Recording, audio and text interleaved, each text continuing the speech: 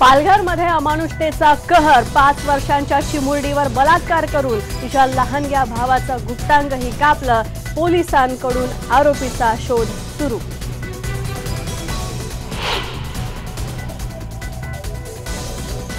स्वयंघोषित आध्यात्मिक गुरु राधेमा पुन्हा वादाच्या भोवऱ्यात. 2015 मध्ये विमान प्रवासात त्रिशूळ बाळगल्या प्रकरणी गुन्हा दाखल.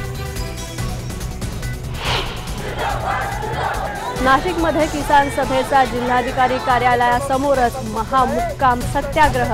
हजारो शेतकरी रात्रभर झोपले रस्त्यावरच. आज नाशिकची वाहतूक व्यवस्था कोलमडणार. डान्सबारबाबतचा नवा कायदा जास्त कडक करण्याची राज्य सरकारची भूमिका. डान्सबारमध्ये प्रवेशासाठी ग्राहकांना ओळखपत्र आता सक्तीचं करण्याचा प्रस्ताव.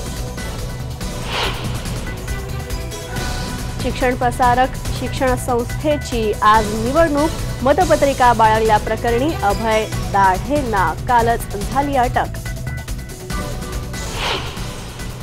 इतक्या वर्षामध्ये कधी आगे लागले नाही. यूपीए कंपनीचं जे कॉन्ट्रॅक्ट संपलं आणि दुसऱ्या दिवसापासून या आगी लावायला सुरुवात झाली. महापालिका निवडणुका डोळ्यासमोर ठेवूनच डम्पिंग ग्राउंडला आग लावली जाते. पर्यावरण मंत्री रामदास कदम यांचा आरोप. केंद्राची समिती पर्यावरण मंत्रालयाकडे चौकशीची शिफारस करण्याची शक्यता.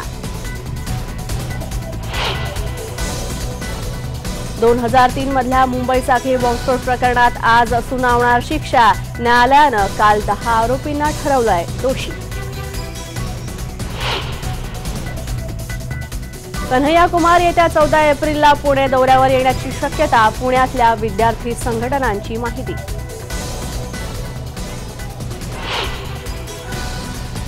डोंबिवलीजवळच्या साईनाथवाडीच्या रहिवाशांचं आंदोलन. मुंबई दिल्ली फ्रेट कॉरिडॉरमध्ये जमीन जास्त असल्याची भीती.